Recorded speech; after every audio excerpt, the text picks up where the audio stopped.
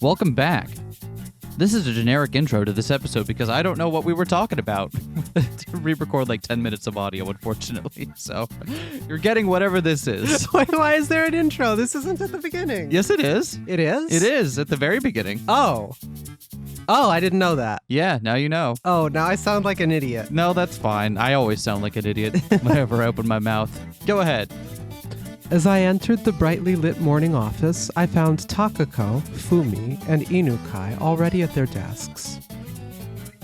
I could hear constant cracking sounds coming from Takako's direction as she was energetically chewing on a pink-colored candy. What on earth are you eating so early in the morning? Fumi opened with that question as she passed behind her.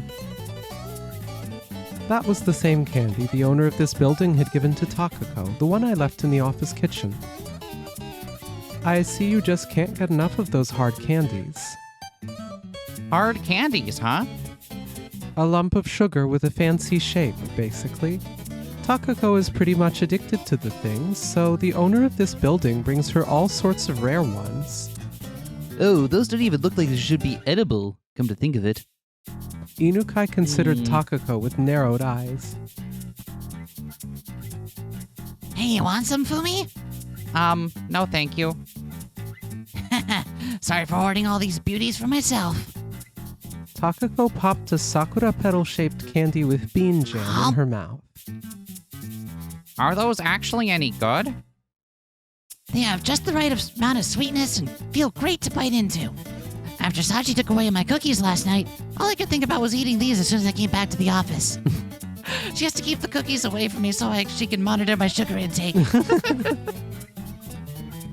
Well, don't come crying to me when you start putting on weight, all right? No worries on that front. I work out. Check out this gun show.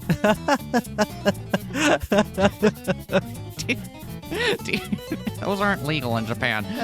Do you even know how much you need to run to burn that lump of sugar?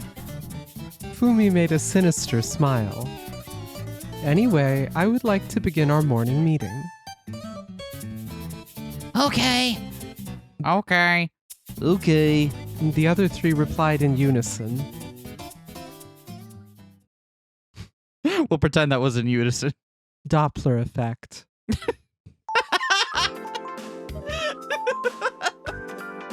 We have more clients than usual this month. As such, I would advise you all to maintain a clean desk so that no documents get mixed up.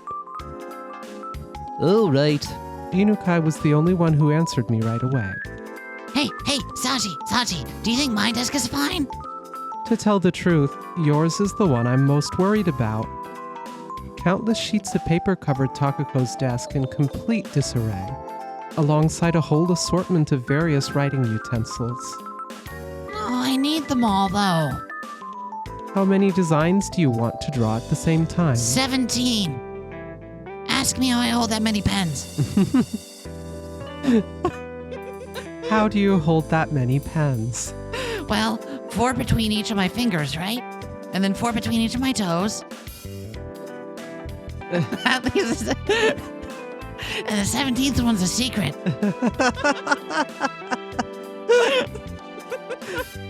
Keep the papers you're not using in the folder. Oh, but that's a pain. Think about it this way. If you keep your desk clean, maybe that pesky little fairy will stop stealing your receipts. Oh, whatever. But that's a pain. Well, think about it this way. If you keep your desk clean, maybe that pesky little fairy will stop stealing your receipts. Inukai addressed Takako from beyond his perfectly clean and well-maintained workspace, as the latter began reluctantly organizing the papers littering her own. Takako gave him a resentful glare, but that only served to make her accidentally drop all the papers she was holding. Are my plush toys a problem too? Fumi raised a hand. They're not really a problem, but I do think you have a bit too many. Maybe try reducing their number a little. What? But I need all of them. If I don't have enough sheep to count, how am I supposed to fall asleep at my desk? Dozens upon dozens of plush toys populated Fumi's desk, surrounding her monitor like a small army. Most of them were white, round sheep. Where do you keep getting them anyway? Oh, Inukai picked up one of Fumi's plushies that rolled down to the floor and placed it back to its place on her desk. I bought a few at a toy store, but most of them come from the UFO catcher at the arcade. Don't you get sleepy surrounded by so many sheep? Takako sounded a laugh. I'd appreciate it if you could get rid of those bottles as well, Takako. What? I pointed at the colorful mountain of empties on her desk.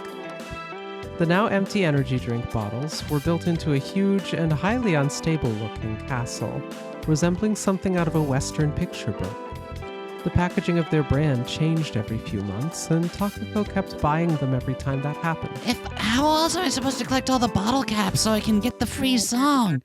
You collect enough bottle caps, you send them in, and then they'll send you a CD with the song of your choice on it. What? did you not have that promo back in what was it? It would have been the early aughts. I have no idea what you're referring to. Oh, there was I think it was like Pepsi or whatever did a thing where like you collected bottle caps from the things, you sent them in, and then they'd send you a CD with a couple of songs you selected burned on it. It was before you could easily get stuff off of iTunes, I think is the important part here. Yeah, must have been. Hey, it wasn't easy collecting them all, you know. What did you even collect those things for? Well, don't you just get the urge to collect things when there are different types? Like Pokemon. Well, in that case, it'd be nice if you either didn't leave them lying all over the place, or yell at me when I end up throwing them away. Oh, I still can't believe you just throw them away like that. What do you do with them? Takako picked up a red bottle that was closest to her. Molotov cocktails. Watch. She placed it on the windowsill. And now you gaze at them. Inukai, can you bring the garbage bags? Oh, right away. Oh, hey. Whoa, wait. You can't do this to me. This is homophobia. Takako reached out to Inukai, who was already heading toward the kitchen. Well, just think of all the fun you'll have collecting them again. Oh, you monster. Look, Remember when we went to the waste disposal facility back in elementary school? Takako interrupted me. Huh? Yeah. Takako made a gesture with her palms to calm me down and slowly began. It took 2 hours by train and shuttle bus to reach the incinerator plant, right? It was a really silent backwater place up in the mountains, near some nice fields.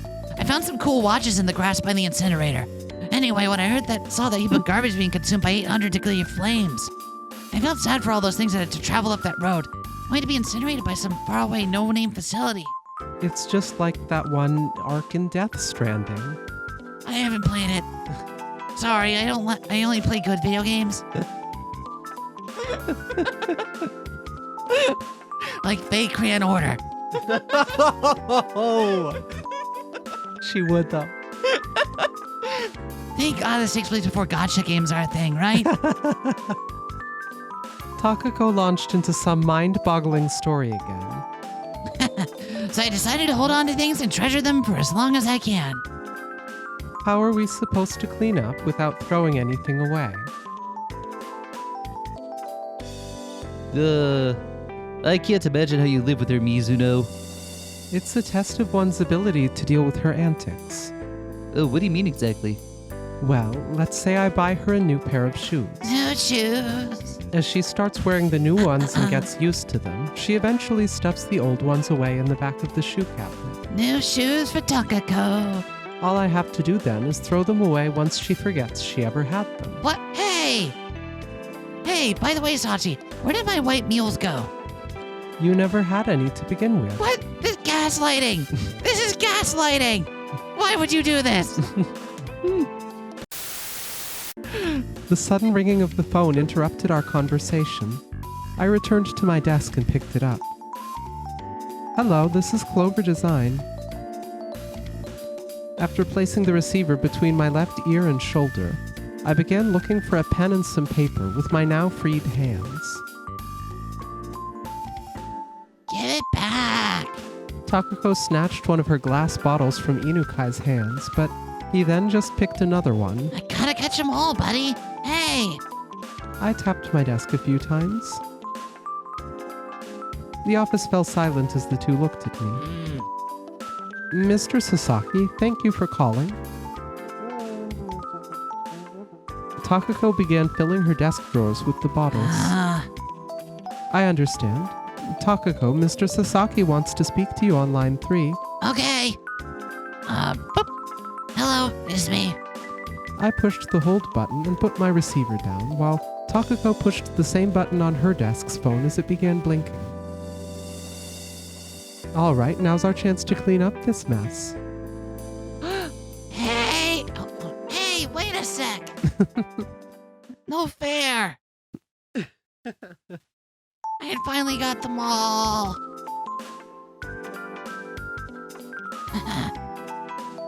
If my memories of our elementary summer vacation are anything to go by, we did have to bring a kamaboko board to the pool. Isn't that right, Sachi? Oh, I'm very animated telling this story. Takako used a corkscrew to open a hole in the board, passed a piece of string through it, and then hung it around her neck. It was a bit too complicated for anyone to understand what she was trying to convey. Why would you carry such a thing around with you? Inukai, who went over to Takako's desk to ask her for advice on coloring, raised his shoulders and made a contemplative face. I like the like despite everything, she's known to be professional enough to be someone to go to ask advice from. You really don't know? Takako took out a piece of paper and a pen from the desk drawer and drew a kamaboko with a piece of string on it. She then separated its area into 3 parts with a huge T and wrote class on top, name on the bottom right, and address on the bottom left. That's what I'm talking about. Surely you've seen that before. Oh, not at my school at least. You have though, haven't you, Fumi? Takako leaned over from her monitor and showed Fumi the picture. Yeah, I have. It's used to make sure people know how to contact your family in case you end up drowning. Oh, okay. Wonder if it's only practiced in southern prefectures, given that, Oh. That's Sachi. Okay. Isn't it Inukai? Or is it Inukai? I wonder if it's only practiced in southern prefectures, given that Miss Fumi is familiar with it while I am not. I've had it. I don't know who's saying My this God, line. this is so hard. Okay. Oh, I've had a discussion about this after coming to Tokyo, and even in the same area, there are apparently schools that do it and ones that don't. Fumi went on in a disinterested tone while tapping away on her calculator. I see. Oh, this was about as alien to me as that Mont Blanc ice cream thing. Inukai returned to his desk to resume his Anyway, work. I've decided that I no longer want your opinion on the coloration here, and I'm just going to brute force it on my own. Yeah, no, that's fair. Is there anything the school in your area did the same way as us? With like pool-related things, I mean.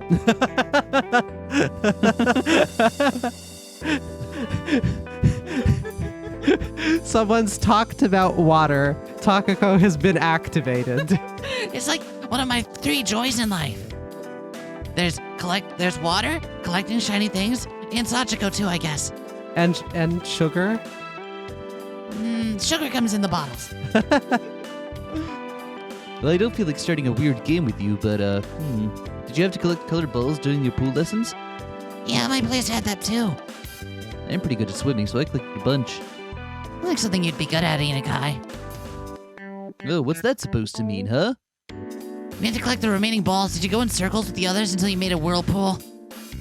Oh, well, we did that, yeah. Right? All schools make you do that. Takako was busy having a conversation unrelated to work, ultimately dragging Inukai into the mix as well. I also remember trying to do an underwater somersault and getting my nose full of water. I wonder why it hurts when that happens. You're the only one dumb enough to pull stuff like that. I decided to interrupt their never-ending conversation. Huh? Yeah, can't say that ever happens to me either.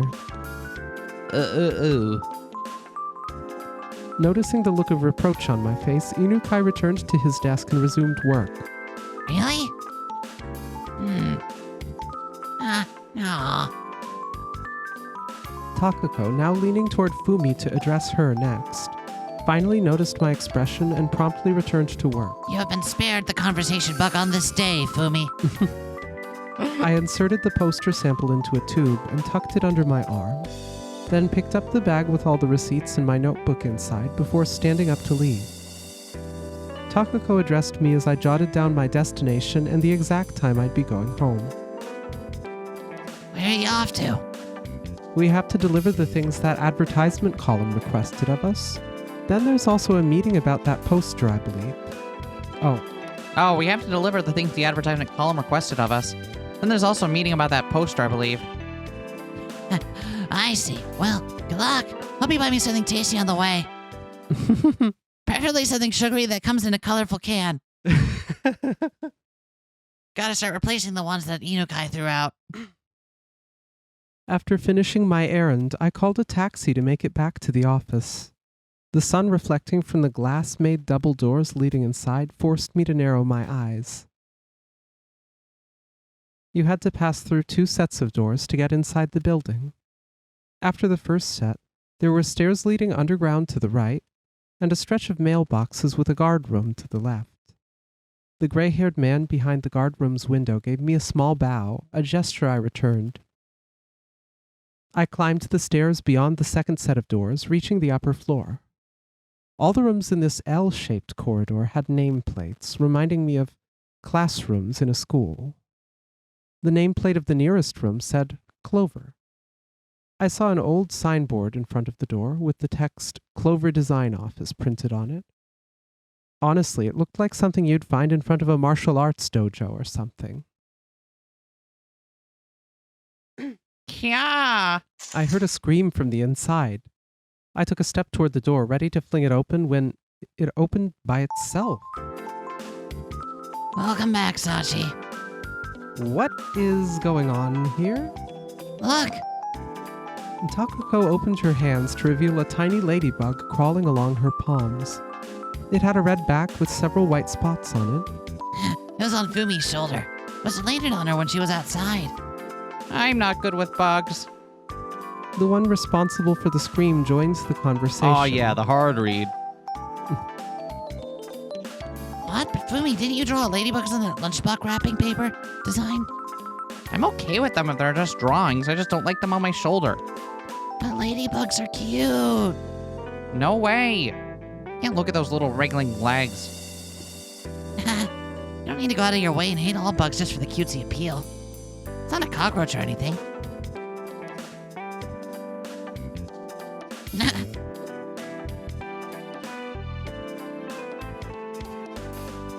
I can imagine you being okay with cockroaches too, Miss Takako. Yeah, I guess so. I just don't like how they're usually dirty and crawl real fast. Like, where do they need to be in such a hurry, huh?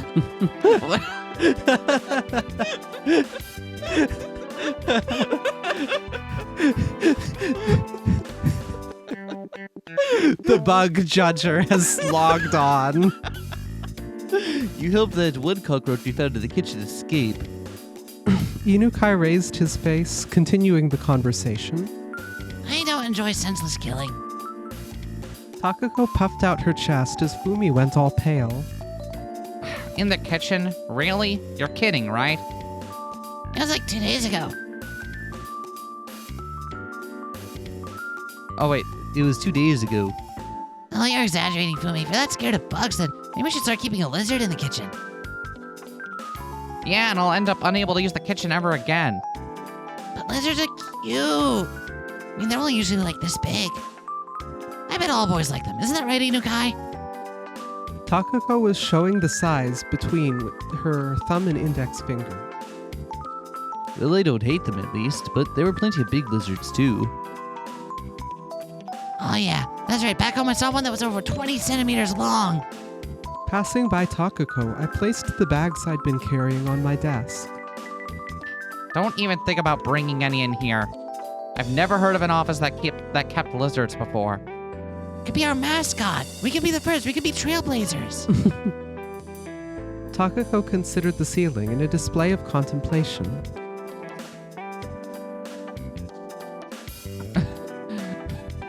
I think this is Sachiko asking her this.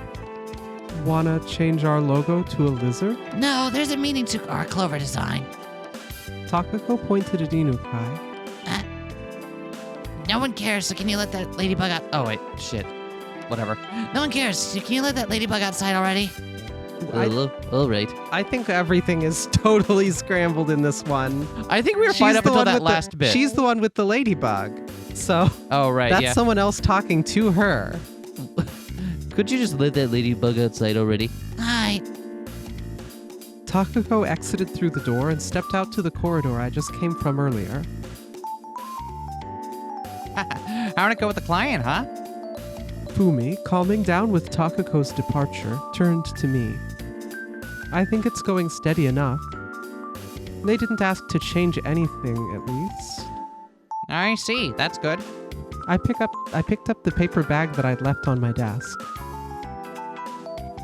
Yes, I brought presents. I pulled out 2 boxes, one small, one big, and handed them to Fumi. I'm sorry, I was in a hurry, so I didn't have much time to choose.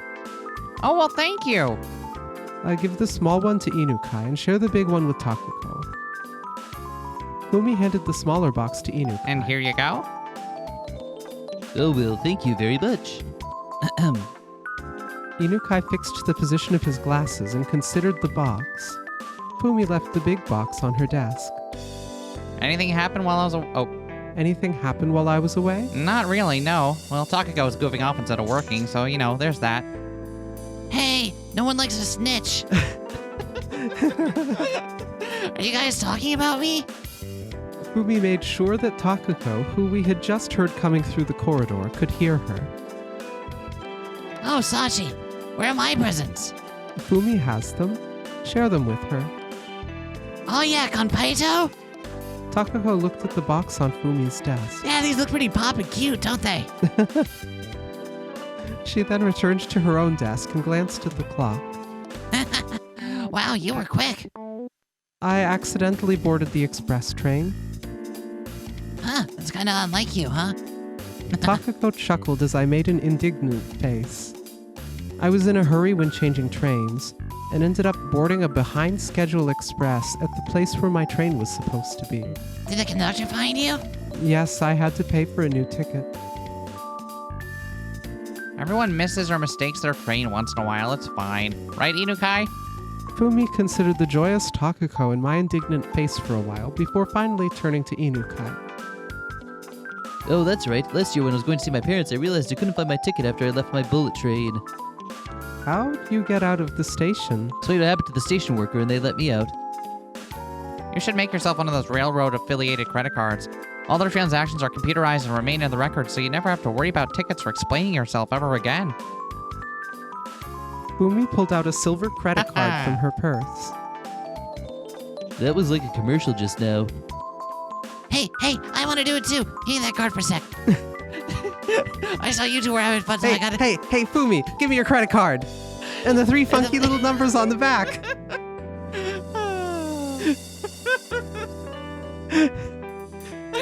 No? Ah, curses. Takako leaned over the desk and reached out toward Fumi's purse.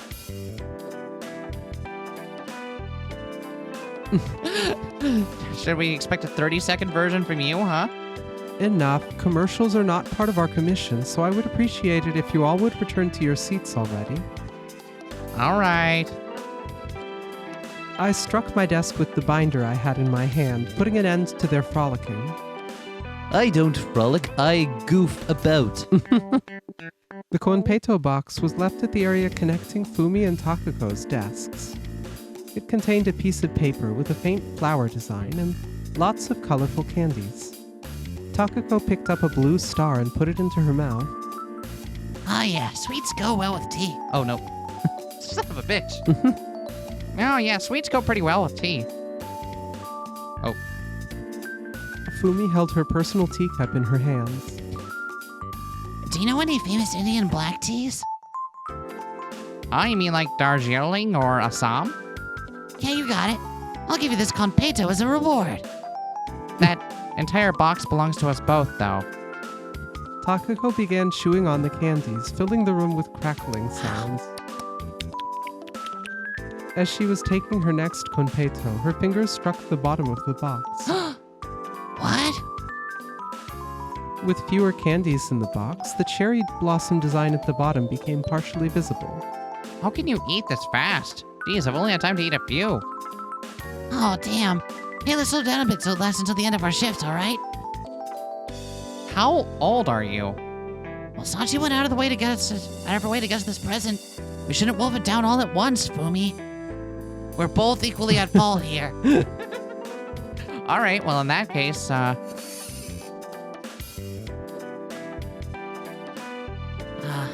need to go check something.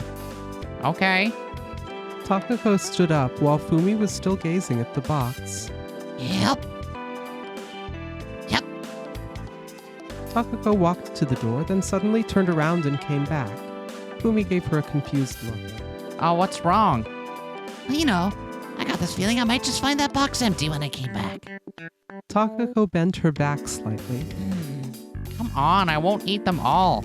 God knows how much weight I might put on if I did that. Huh. Alright then. I can't believe you get so suspicious over a few candies. God. Haven't you heard of all the wars that broke out over sweets? No, I have not. That's because I made them up. Peace. Right, well, I'll be going then. Well, all right. I'm leaving for real this time. Takako walked to the door and actually left the room this time.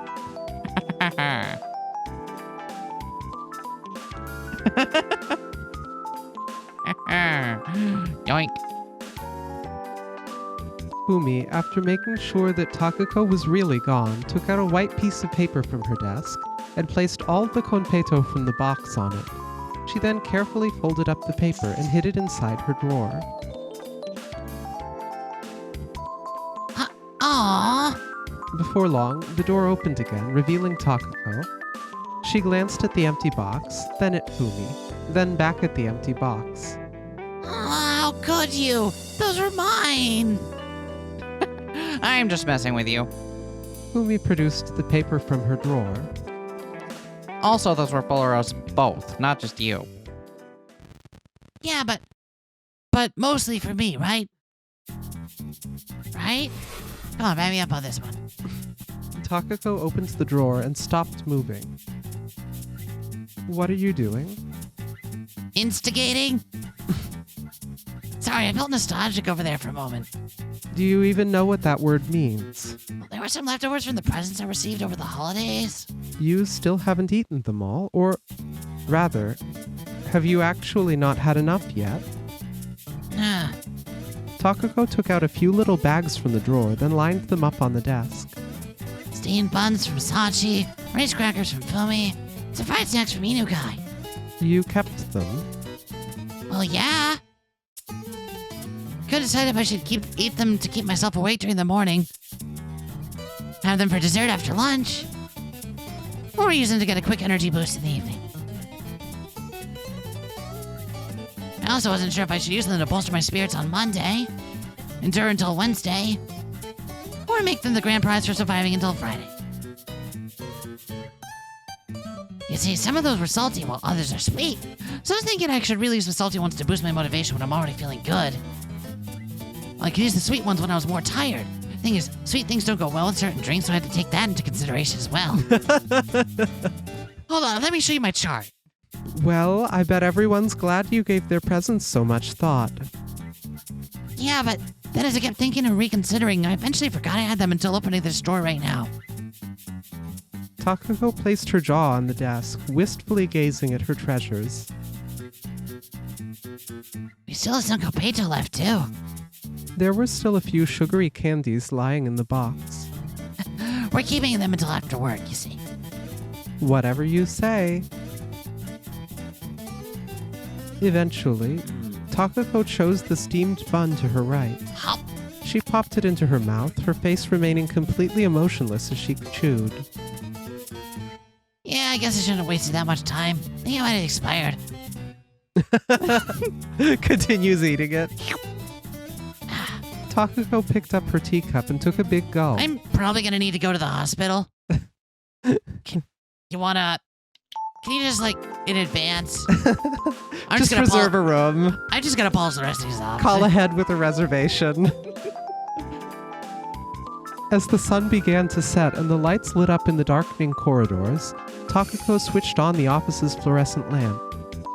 She then returned to her desk in silence.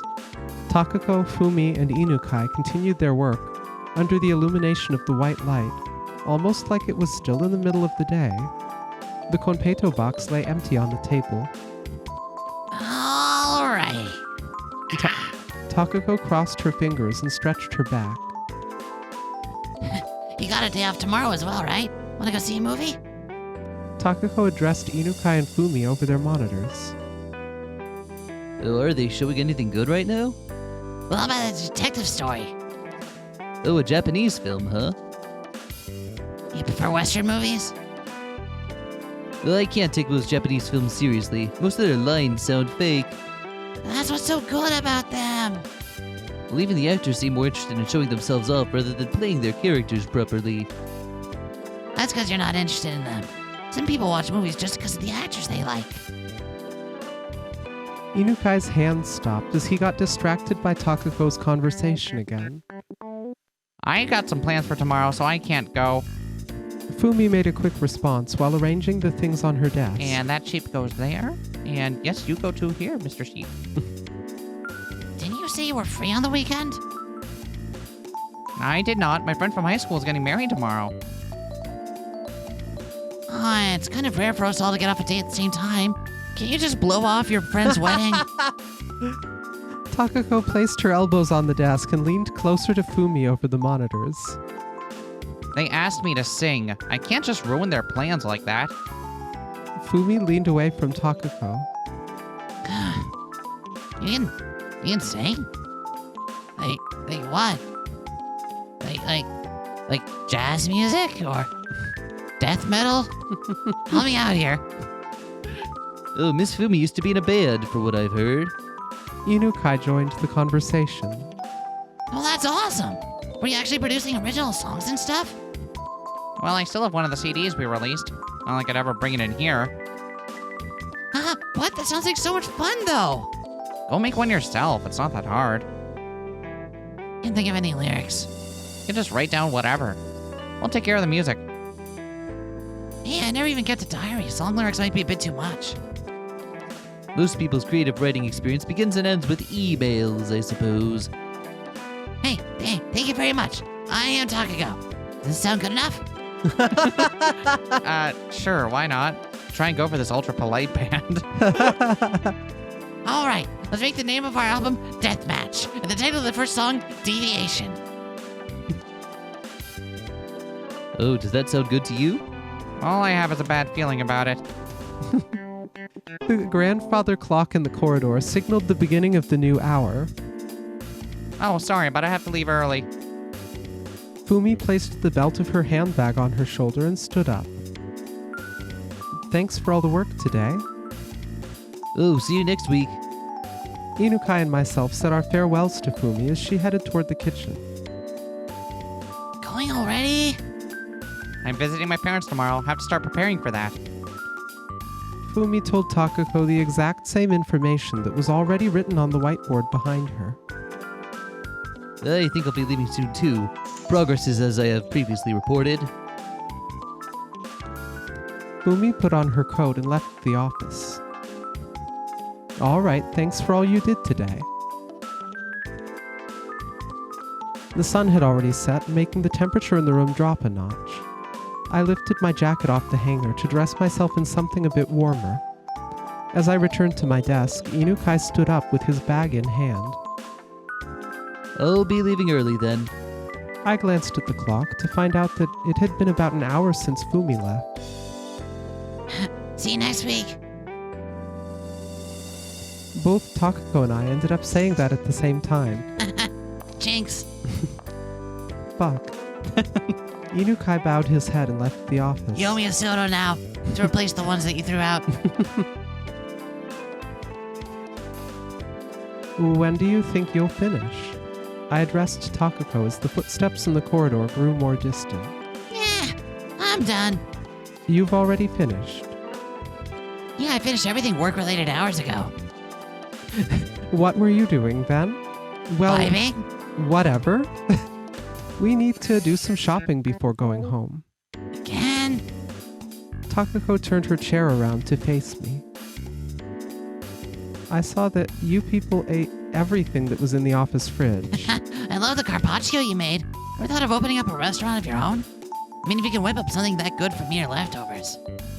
Is there anything in particular you want to eat tonight? Yeah, there is. You know what I mean? Hamburg Got steak. 'em. Wait a sec. Oh, wait a second. Takako spun her chair around and considered her monitor. Wee.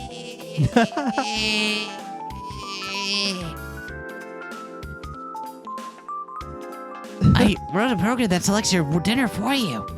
What on earth are you doing during work hours? Vibing? Duh. First, you have to enter your mood today, then your blood type, and finally your birthday. Wouldn't my birthday alone be enough? Nuh-uh. Takako tapped the keyboard a few times and pushed the enter key. Her computer gave off a goofy sound effect and... Croquette, huh? So, you want croquette for dinner? I was thinking I want something lighter. Not in the mood for meat and potatoes either. Got to go for curry, but we ate a lot of that last week, so I'd rather try something new. I kept listening to that goofy sound effect repeating over and over again. I see it only has things you like. I'd want a beef udon, but it's not coming up for some reason. Man, who wrote this thing? Anyway, we're leaving. Get your things. Sure thing. Takako turned off her computer, I'll go turn off the lights outside. and with that, she left the office to take care of the lights out in the corridor. Shit. I locked the kitchen and the windows.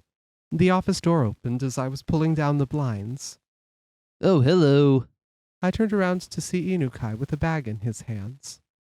What happened? Well, I forgot my keys. Sorry.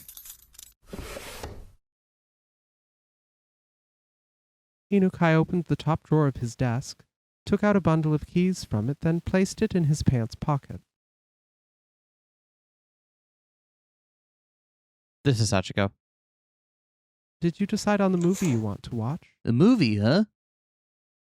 Inukai locked his drawer as he replied. Are you busy tomorrow? No, not really. I see. Are you leaving? Inukai asked me a question as I was confirming the calendar. Yes, I was just about to right now. Well, that's good. I'm glad that you made it. I guess. Do you want me to turn off the lights?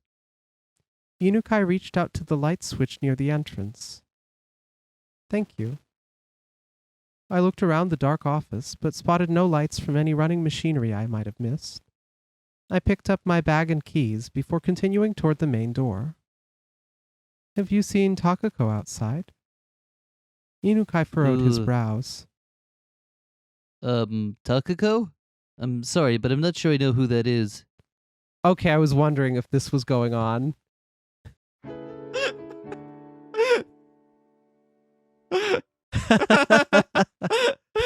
Oh, good. Things are normal.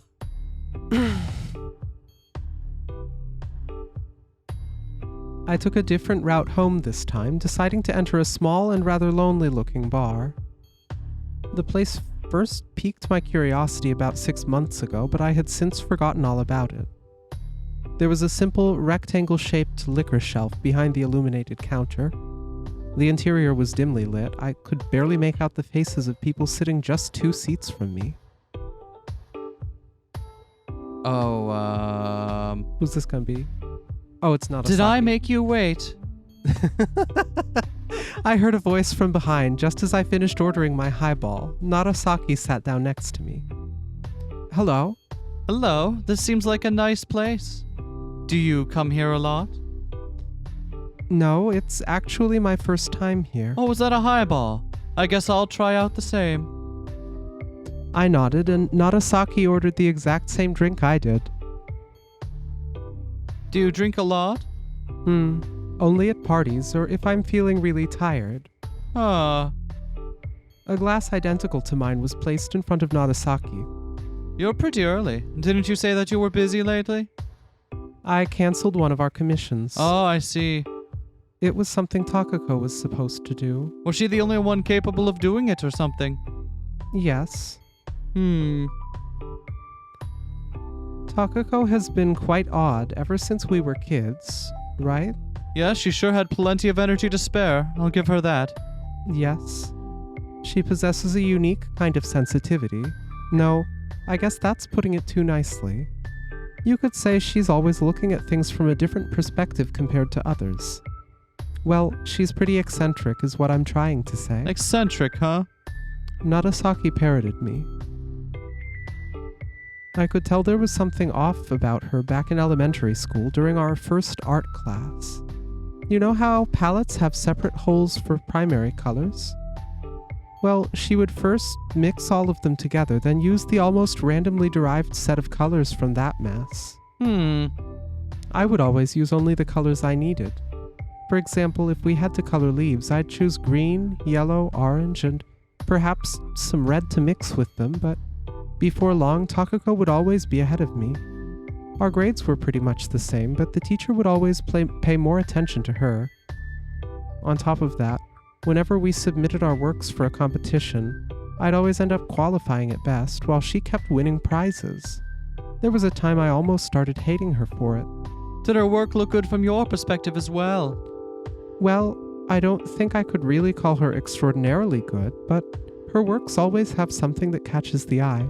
Something... Yes. I didn't even realize that I'd already finished my glass. Narasaki's glass was empty as well. She ordered another cocktail.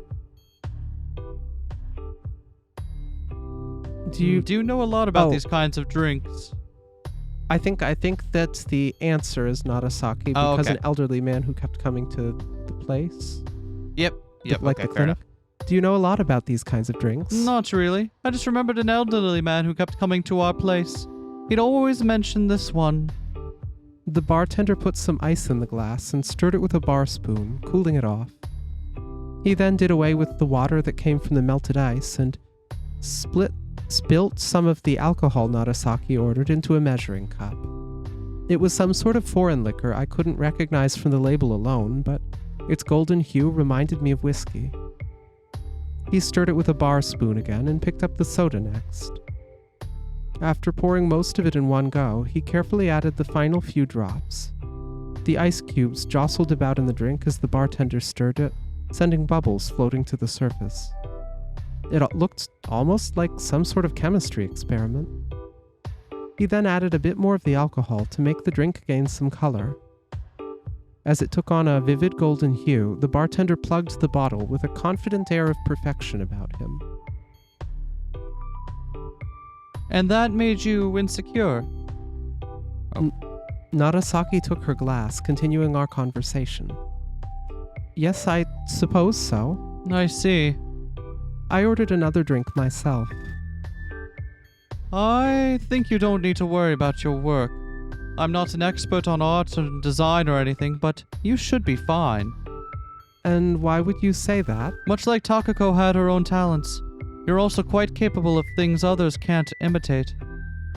Oh, and what would those be? I'm not sure how to put it, but I guess one could say that you're able to comprehend things at their base level. Am I? Even supposing you're right, what use would a skill like that be? With enough effort, you could accomplish things the same things as Takako. You think? After all, you are one tough gal. Few things in this world could faze you. With that, I can agree. I see. Narasaki chuckled. You're awfully amusing for a child of man. I think I'll try visiting your clinic this week. What day would be okay? Do you have any preferences? I ordered my third drink. I've got no appointments on Wednesday so far. Then I'll drop by sometime before lunch. All right. After that, we discussed our past for a while. About the time we spent together at the kindergarten and what we'd both done since we parted ways. Narasaki kept jotting down some of the things I said. When I asked her about it, she said it contained hints for my diagnosis.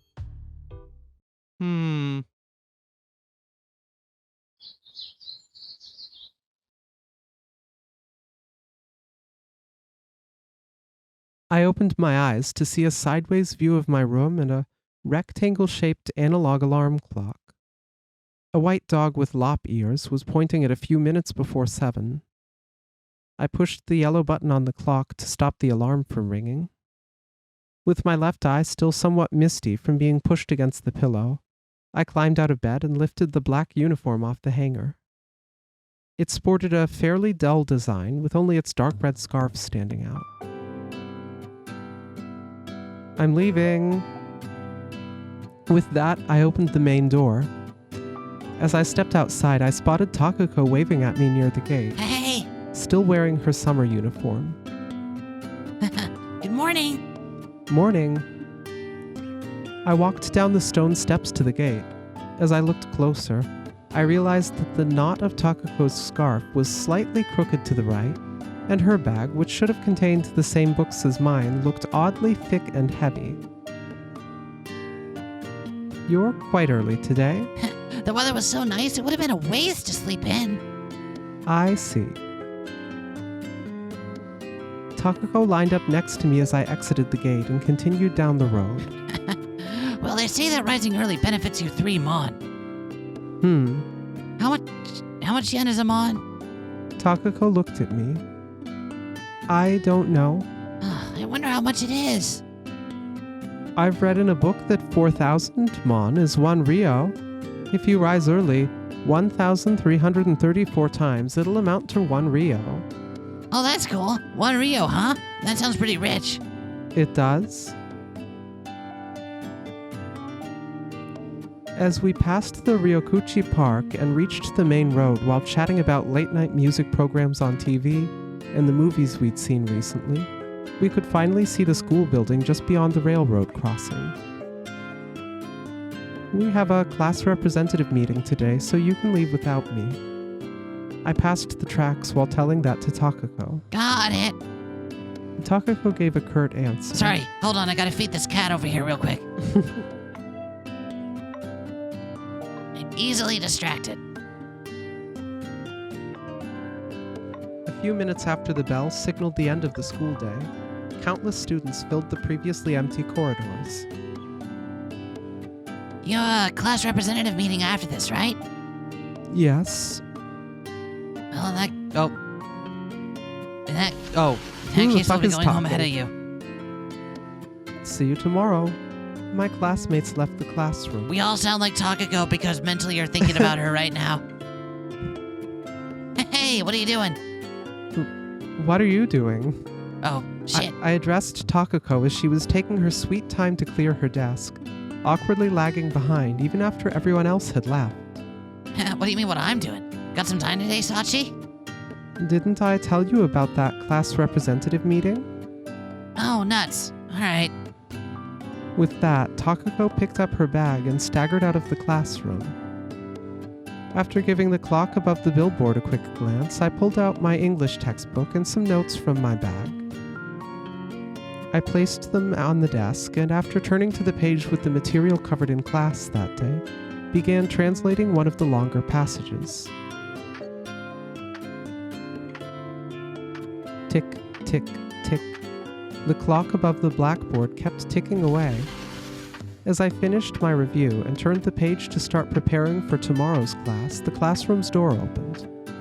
Our homeroom teacher, wearing a blue suit and sporting a short haircut, looked in my direction. you're the last one, right, Mizuno? Don't forget to lock the windows when you leave. Okay. Our homeroom teacher closed the door and continued down the corridor, his low heels clicking against the hard surface of the floor. Once he had descended the stairs and could no longer be heard, I began hearing the ticking of the clock again. I closed the windows and locked them. As I picked up my bag and was about to leave, I noticed a blue bucket filled with water in the corner of the classroom. I turned to the small blackboard that was normally used for communication and saw the cleaning duty list written on it. Takako's name was next to today's date. Not again. I sighed in the empty classroom, skipped ahead a screen. I didn't. It did it on its own. Picked up the bucket and continued to the corridor where I unloaded it into the sink. I picked up the dust cloth that was hung on the bucket and drenched it in tap water. After rubbing its dirty sides against each other, I squeezed the water out of it. Seeing how it was winter, the water itself felt cold as fresh snow, making me wince. I'll have to talk to her about this. I remembered how Takako awkwardly staggered out of the classroom. I returned to the classroom and placed the dust cloth back into the cleaning tool locker. I glanced at the classroom clock once again after hurriedly stuffing my writing utensils into my bag, continued to school building number 4 where the third-year classrooms were.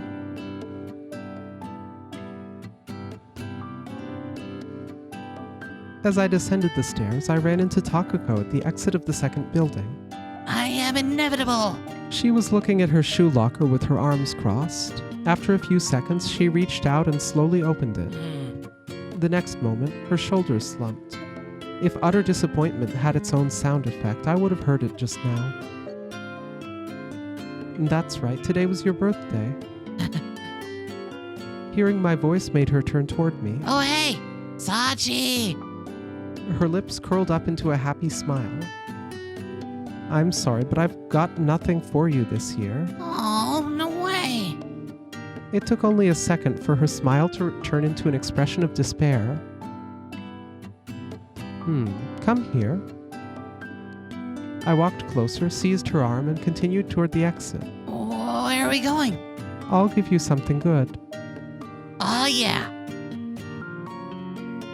We circled around the building and reached the desolate area behind it. I looked around, briefly surveying the place. Okay. I took a step closer to Takako. Huh? This made Takako jump a bit, after which she timidly closed her eyes. All right. I'm not ready to lose my virginity. That's not what I brought you here for. What? Oh. I tapped her forehead with my palm and pointed at the ground below us. Oh, right. Yeah, that.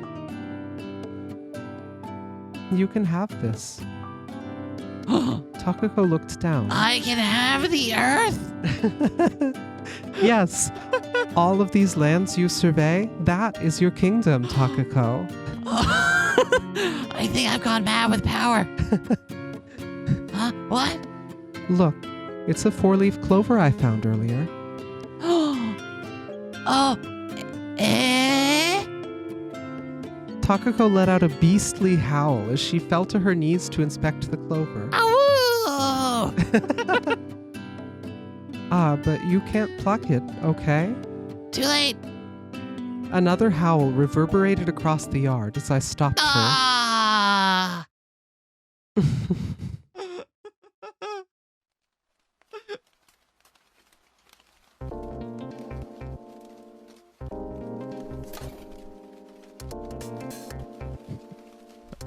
Is that where the name of your office comes from?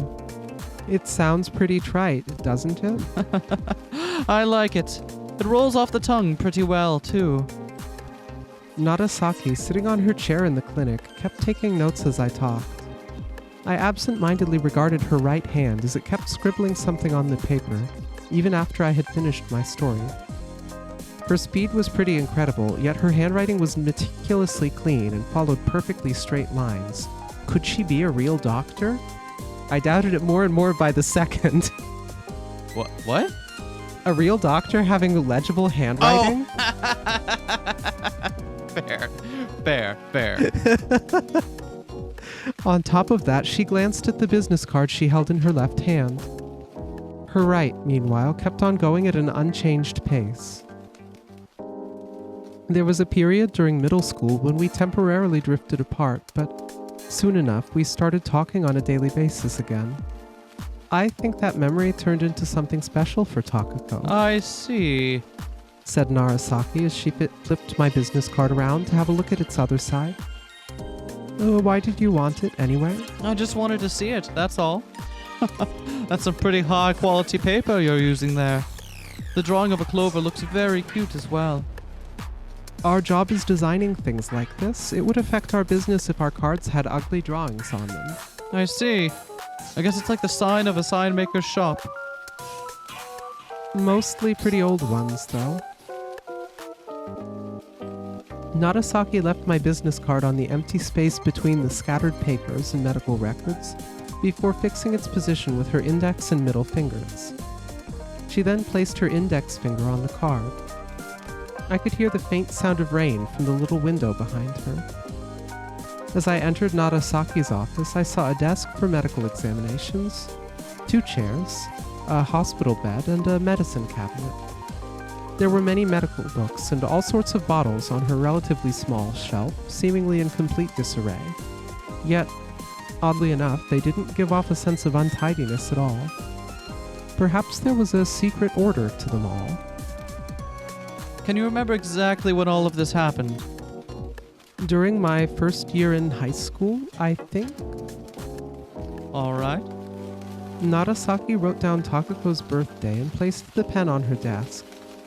She then turned around and let me know that it was time to start the actual examination. Let us hear your symptoms first. Don't be afraid to tell me anything, and try to be as specific as possible. I told her everything I was aware of. First, I told her about the ringing in my ears, although I'd already said most of what there was to say in the cafe. After that, I told her about the hallucinations. I'd never given her any concrete examples before, so this time I went into as much detail as possible when describing how I interacted with Takako at home or at the office. Narasaki kept taking notes in her medical chart as I spoke. As I kept recalling things on the fly, I occasionally had to stop and think about whether a given event took place before or after Takako had disappeared from the real world. Did that really happen after Takako disappeared? Narasaki seems to have noticed as well and made sure to question me about it. I answered honestly, saying that I wasn't quite certain, but then I told her about how I found out that Inukai had never actually met Takako. Narasaki nodded, and after a short pause, gave me a serious look. So you're saying that this junior employee Inukai told you that he's never met her? Yes, but I can remember seeing them working together. In other words, one of you is wrong. Narasaki cocked her head to the side while crossing her arms and legs. She almost looked like the statue of the thinker. It didn't look like he was lying to me. When did he join your company exactly? I got curious about that too and looked it up. I pulled out a copy of his resume from the bag I'd left in the basket and handed it to Narasaki. This was almost 2 years ago.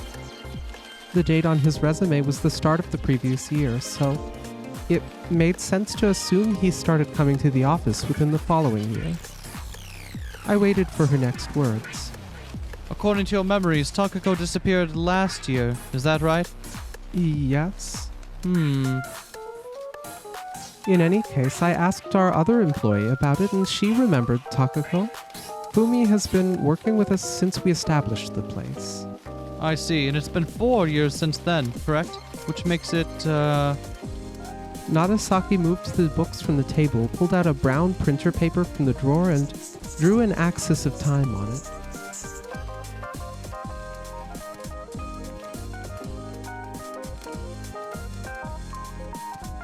If your junior employee is correct, that Takako disappeared sometime during this period. Narasaki pointed at the line marking 4 to 2 years ago. If you are correct, then she disappeared sometime during this period. Next, she pointed at the period of time from 2 years ago all the way to the present day. I suppose we have to figure this out first. I felt like my thoughts would grow sluggish whenever I tried to think about it. Can you remember exactly when it happened from your perspective? Yes, it was last autumn. I felt almost like I'd been swimming in a pool when the water suddenly turned into mud. My thoughts simply wouldn't progress from A to B. We went on a trip like we always do. She suddenly disappeared in the middle of it. Interesting, huh? I was wondering, the trip that abruptly stops and we don't see the end of it and then we go into this arc and so on. Like, did she fucking drown in the sea? In the icy waters of the, well, not the North Atlantic, but... I managed to force that out at least. Well, it's weird because that, like, she's also, as she recalls it, she's saying last autumn, which would put it firmly in the between now and 2 years ago category after Inukai. But he clearly doesn't remember that. If you're not feeling well, you don't need to overdo it, but can you try remembering any details about her disappearance? I tried to recall our trip.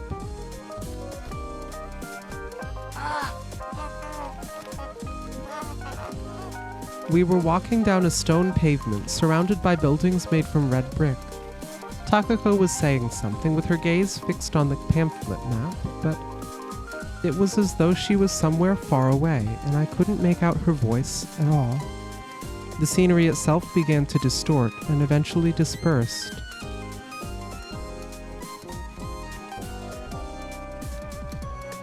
Okay. Sachi. I heard Narasaki's voice. Do you feel sick? No, I'm okay. But it's like a part of my memories is covered by fog. I can't recall a thing. I see. But why? Why would I forget something that important? Sometimes you forget things precisely because they are important. Narasaki considered me for a few long moments, then turned back to her desk and began filling out her medical chart. Is there anything else you'd like to tell me? I think this is all. You haven't told me about the ringing in your ears as of late. Did it stop? Narasaki asked me about my anxiety-induced acoustic hyperesthesia. It hasn't been happening lately. Are you sure about that? Narasaki gave me a scrutinizing look. It didn't completely go away. It still happens with roughly the same frequency, but now it seems like it's ringing somewhere far away. I no longer get the feeling that my eardrums are going to burst like I used to. Narasaki inhaled a deep breath and responded with a quick, I see. exhaling it. After that, she began silently spinning her pen between her fingers, so I decided to ask her if there was anything she had learned from our conversation. I can make a few educated guesses, but I cannot tell anything for sure until I examine you. What do you mean? I need to verify whether your symptoms are caused by physical or psychological factors. She told me that physical factors are usually described as endogenous and psychological ones as psychogenic. So you need to separate them. I see. Exactly. Let me go into a bit more detail. There are multiple things that can be the cause for hallucinations, ringing in the ears, and dysmencia, such as drugs, brain usage, or schizophrenia. The treatment for any of these differs completely, so I first need to elucidate the cause. I see. I think I got it. I nodded, to which Narasaki responded with a nod of her own. In that case, I'd like to go into a bit more detail. Do you still have time today? I checked my watch and said that I did. And I'll try to investigate the timing of Takako's disappearance on my end as well. Good. Narasaki took out a stethoscope from one of her drawers and used it to inspect my body for any unusual sounds. Nope, that sounds like a body, all right. Are you getting enough sleep every night? I make sure to sleep at least 6 hours a night, no matter how busy I am. I only had to take off my shirt, but it was kind of embarrassing to be seen like this by an actual acquaintance. You don't drink periodically, do you? I only ever drink at social gatherings. Have you been to any doctors for other conditions recently? Not that I can think of. Put your shirt back on. Narasaki put the stethoscope away. After that, she made me take a written test. It was really easy. I had to do simple addition, write down today's date, and draw geometrical forms that were given to me, among other things. As I finished the test with little hassle, Narasaki asked me if I wanted to take a blood test just in case. A blood test? You're gonna draw blood from me? Yes, I'm a very good artist. Seeing how I wasn't as scared of needles as Takako, I agreed to the blood test, hoping it might help. I wanted to be sure that I still had blood. Don't worry, I won't be able to read your memories from this or anything, said Narasaki with a smile as she drew my blood. If it helped solve this, I wouldn't even mind. The procedure came to an end as I was trying to look away. Delicious. Rather than pain, what I felt was more akin to my veins being lightly prodded by a finger.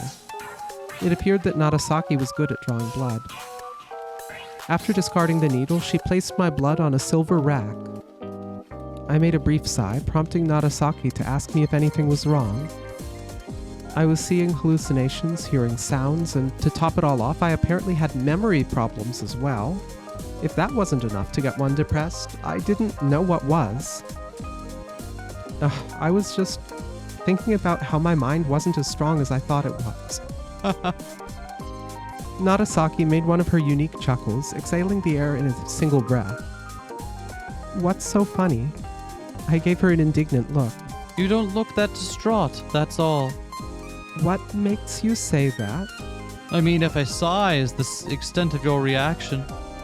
I might not be good at conveying it, but I'm genuinely worried, okay?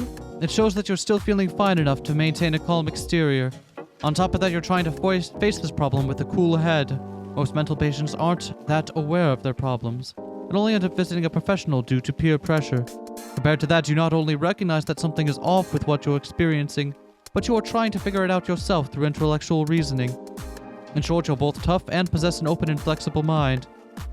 Can't say that makes me feel much better. Well, you being this self-aware makes my job a lot easier, at least. Narasaki added with a smile. I hope you're treating this seriously. You shouldn't overthink things like this. I gave her a serious look, but she responded with her usual laid-back expression, as if nothing of importance had happened. I could see a rectangular patch of light on her shoulder that filtered in through the small window behind her. Noticing my gaze, Narasaki glanced at the window herself.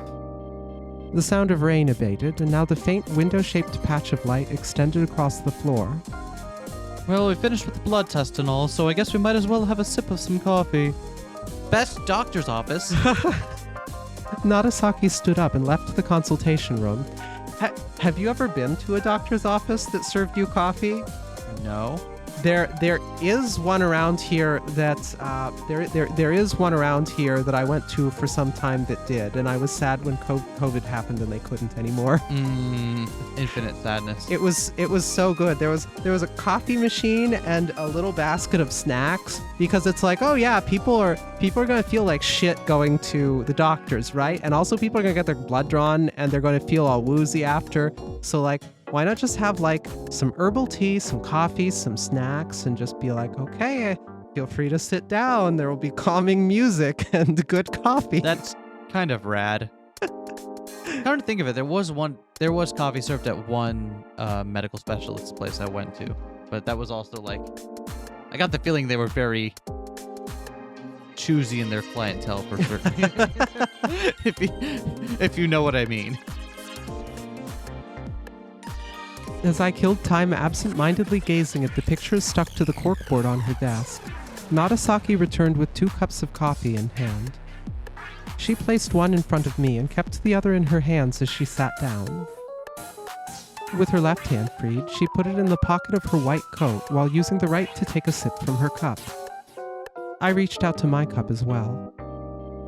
Does that help you calm down a little? Narasaki posed that question at me just as I had finished about half of my coffee. A little. I don't think we solved much of anything yet, though. With these kinds of problems, merely confiding in someone can help a lot. One's frame of mind is all that matters, she added. I had to admit it made me feel better that she was acting so confident. I suppose I do feel a little less stressed now. Narasaki grinned. What are we going to do from now on?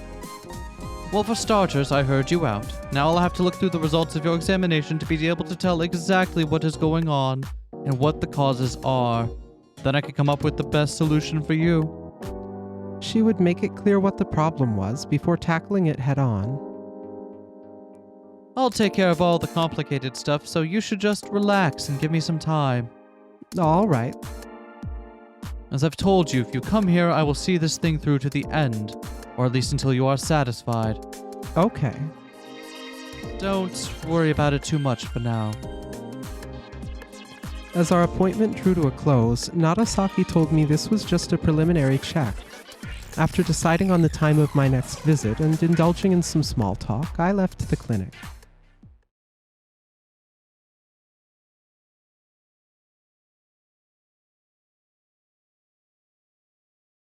The sun shone brightly in the sky as I left the clinic. I wouldn't have been surprised to see a rainbow as well. I didn't dislike the smell of wet asphalt. I looked at the taxi parked in front of the pharmacy, but quickly averted my gaze before the driver could make eye contact. Another taxi drove to the clinic. I wasn't really knowledgeable about this area, but I felt that my office shouldn't have been that far from it. After thinking for a few moments, I decided to go on foot. As I expected, after moving north a few blocks, I found myself on a familiar street. Relieved, I continued walking, thinking back to my conversation with Narasaki. Hallucinations ringing in the ears and dysmnesia did sound pretty depressing. However, as Narasaki said, I didn't feel that anxious or confused about it. At least you are self-aware. I recalled what she told me. I'd say it's pretty important to get the full picture. I realized I had walked into a shadow. Raising my face, I stopped just a moment before bumping into a street sign. The last time I actually hit a street sign with my face was still in elementary school. Takako, however, kept telling me how it was a bad habit of mine to completely lose sight of my surroundings when I had something on my mind. I realized I was standing in front of a library. I checked my wristwatch. I still had some time before work.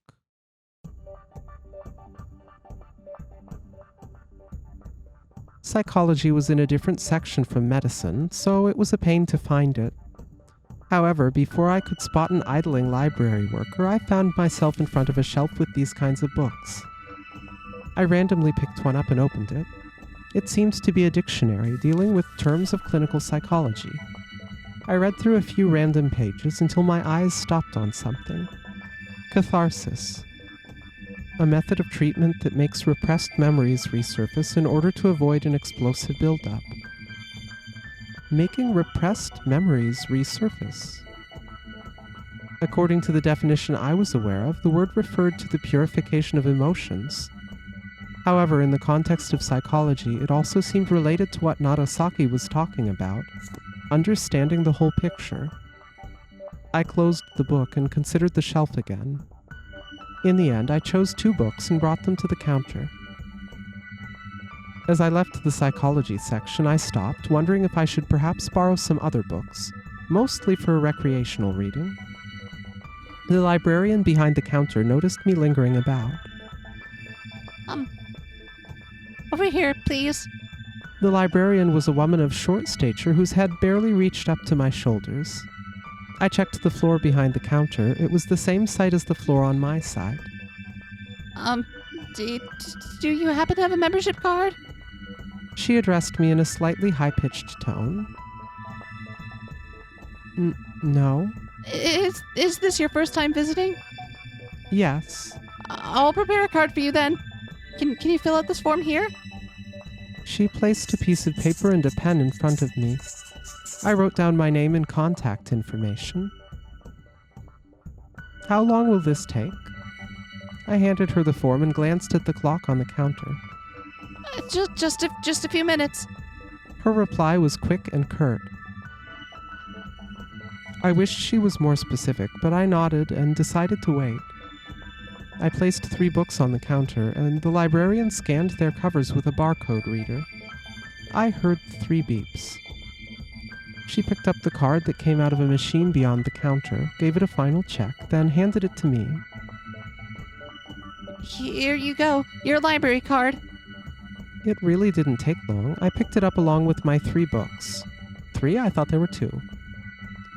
She said she picked up 2 psychology books and then 1 for reading for Okay. fun. The sun was starting to set as I left the library. Having fun isn't hard when you've got a library card. This time I headed straight for the office, but it was slightly farther than I had expected, I ended up arriving late.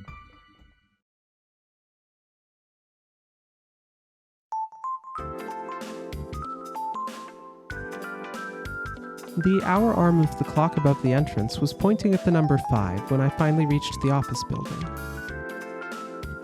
As I began ascending the staircase, I heard the footsteps of someone coming down. Oh, Inukai, hello, on your way home. Oh, hello. I'm leaving on time today, if that's alright. What about Fumi? She's still in the office. Said she wanted to talk to you about something. I see. Well, I'll be going then. Later. All right, see you tomorrow. I've got a casting gig as an extra in a Chainsaw Man adaptation.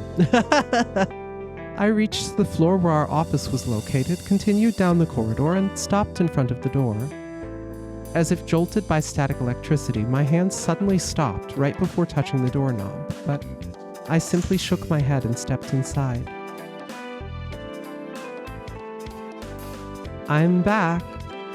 Oh, hey there. Fumi replied right away. What's up, boss? I turned toward the direction of her voice and saw her busily writing something at her desk. There was no one else in the office. Fumi was the only one present. I walked to the whiteboard, turned my magnet upside down, and erased the brief note detailing the reason for my absence. Oh, it says here that Inukai is still in the office. Oh, he forgot his magnet again? I'll have a chat with him tomorrow. I turned Inukai's magnet upside down. According to this, Fumi and I were in the office while Inukai and Anne were gone. As I returned to my desk, I spotted some new papers in my document tray. I'd taken care of the receipt application, so I left the bills in your tray. I see, thanks. I turned on my PC, prompting lines of letters to appear on the black background of the monitor. I stood up and looked through the rest of the papers as my machine booted up. A few drafts of the commissions I placed in the tray myself, attendance records, and year-end vacation applications. Does the schedule work for you? They had extra days off at the end of the year, but fewer days at the beginning. We had fewer offers next year, so I had to agree to some extra challenging jobs. Oh yeah, no problems on my end. Fumi straightened her back as she turned around to answer. I mean, all that's changed is that our vacation starts earlier, right? You visit your family home during the holidays, right? I imagine you might not be able to meet everyone if vacation times keep shifting. I don't have anyone special that I'm dying to meet anyway. Don't make me say it out loud, jeez. She then changed the topic by complaining about how it was cold in the office. I'm sorry. If you can finish your current commission early, you're free to start your vacation right then. My, that sounds like an awfully attractive proposal. The opposite holds true as well, though. I should have known. I'll do my best. I copied the important parts from the papers into my computer once it finished booting up. I opened the schedule file and entered Fumi's and Inukai's schedules. Vacation is unusually long this year, isn't it? I continued tapping away on the keyboard. We should take another trip together, yeah. I'd prefer a place that's warm this time of year. What about the Mediterranean Sea? I had a chance to swim in it last time. I've heard you can't swim in it past October. Then we should go to that tropical island again. As I recalled that starlit tropical sky in my mind's eye, another voice from up close interrupted my thoughts. Miss Sachiko? What? I was startled but didn't jump, and instead continued with faked calmness. Is something the matter? You seem to be talking to yourself there for a moment. It's nothing. Pay it no mind. All right, then. She brought me some tea. thanks. If you don't have anything else for me, then I'll leave by 7 tonight. That sound good? All right, go ahead. Fumi returned the tea tray to the kitchen and focused on her work. Would you like to have dinner together at some point? Fumi addressed me. Sounds lovely, but I can't. There's something I need to finish. Oh, I see. Let's go some other time. Sure thing. Fumi left the office at 7 like she had said, and after killing some time so we wouldn't run into each other, I followed suit.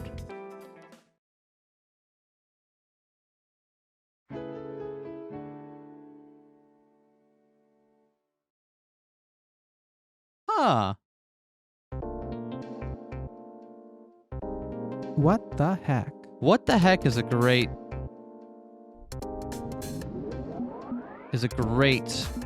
way of putting it.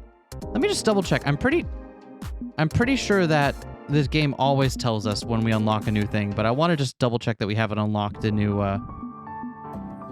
tips. A new tips. Yeah. It'd be cool if we did. I'm pretty sure the game always tells us, but like I just want to double. Yeah, okay. No, it's always been the same. Regardless, thank you for joining us on today's episode. The game's a little bit of a slow burn, but like I think you'll appreciate where it's going. It seems like cool. Like I said, I felt very strongly that this is a game I wanted to play with you on the channel. So, we'll see you all next time for more hallucinating in the design office. my favorite mid-aughts rock band. I know, right? Hallucination at the design office.